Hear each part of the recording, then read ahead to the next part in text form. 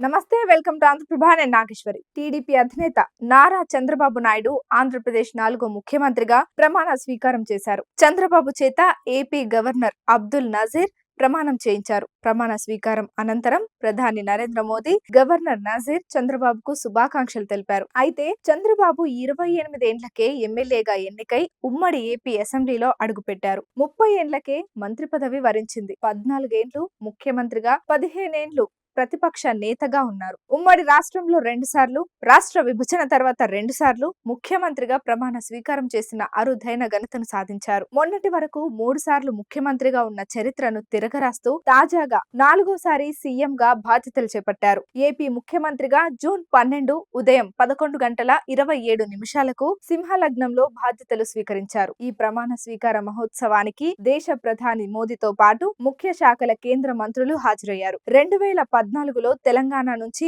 ఆంధ్ర రాష్ట్రం వేర్పడిన తరువాత ఏపీ తొలి ముఖ్యమంత్రిగా బాధ్యతలు చేపట్టారు. 2019 నుంచి 2024 వరకు ప్రతిపక్ష నేతగా ప్రజల్లో తిరుగుతూ వారి కష్ట సుఖాల్లో పాల్పంచుకున్నారు. 2024లో తాజాగా జరిగిన సార్వత్రిక ఎన్నికల్లో సంచలన విజయాన్ని సాధించి 4వసారి ముఖ్యమంత్రిగా రాష్ట్ర ప్రభుత్వ పగ్గాలు చేపట్టారు. ఇప్పటి వరకు 14 సంవత్సరాలు ముఖ్యమంత్రిగా కొనసాగిన ఏకైక తెలుగు నాయకుడిగా చరిత్ర ఉన్న నేపథ్యంలో మరోసారి సీఎం పదవిని చేపట్టి తన రికార్డును తానే తిరగరాసుకున్నారు. చంద్రబాబు మొదటగా యూత్ కాంగ్రెస్ లో చేరారు. 1978 ఎన్నికల్లో ఇందిరా కాంగ్రెస్ పార్టీ నుంచి ఎమ్మెల్యే అభ్యర్థిగా బరిలో నిలిచారు చంద్రబాబు.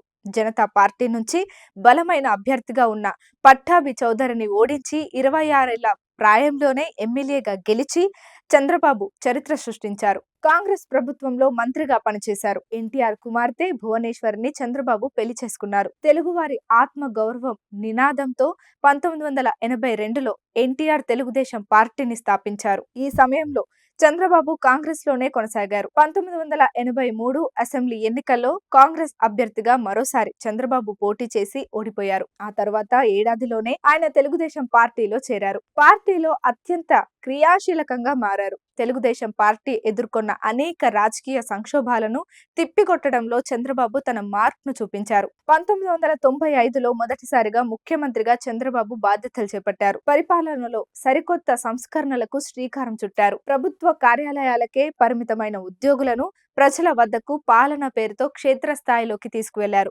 జన్మభూమి, శ్రమదానం వంటి వినూత్న నిర్ణయాలతో పాలనలోను ప్రత్యేక గుర్తింపు సాధించారు. 1995లో ఉమ్మడి ఆంధ్రప్రదేశ్ ముఖ్యమంత్రిగా రాజకీయ ప్రస్థానం ప్రారంభమైంది. 1996లో యునైటెడ్ ఫ్రంట్ ను ఏర్పాటు చేయడంలో చంద్రబాబు కీలకంగా పనిచేశారు. ఈ సమయంలో కేంద్రంలో టీడీపీ కీలకంగా పనిచేసింది. దేవిగౌడ ప్రధాని కావడంలో చంద్రబాబు కీలక పాత్ర పోషించారు. ఆ తర్వాత ఎన్డీఏలో చేరారు. ఎన్డీఏ కన్వీనర్ గా కూడా చంద్రబాబు పనిచేశారు. ఆ తర్వాత 1999లో రాష్ట్ర ముఖ్యమంత్రిగా రెండోసారి ఎన్నికయ్యారు. విభజన రాష్ట్రంలో 2014 నవ్యాంధ్ర తొలి ముఖ్యమంత్రిగా చరిత్ర సృష్టించారు. 2019 ఎన్నికల్లో ఒంటరిగా పోటీ చేసిన టీడీపీ ఘోరంగా ఓటమి చెందింది. కేవలం 23 స్థానాలకే పరిమితమైంది. ఈ ఎన్నికల్లో వైసీపీ విజయం సాధించడంతో జగన్ సీఎం అయ్యారు. మరోసారి చంద్రబాబు ప్రతిపక్ష నాయకుడిగా పనిచేశారు. 2024 ఎన్నికల వేళ మళ్లీ బీజేపీతో జట్టు కట్టారు. ఎన్డీఏలో చేరటమే కాకుండా ఈ ఎన్నికల్లో భారీ విజయాన్ని చంద్రబాబు సొంతం చేసుకున్నారు. కేంద్రంలో మరోసారి తెలుగుదేశం పార్టీ క్రియాశీలకంగా మారింది. సొంతంగా 16 ఎంపీ స్థానాలు సాధించి ఎన్డీఏ కూటమిలో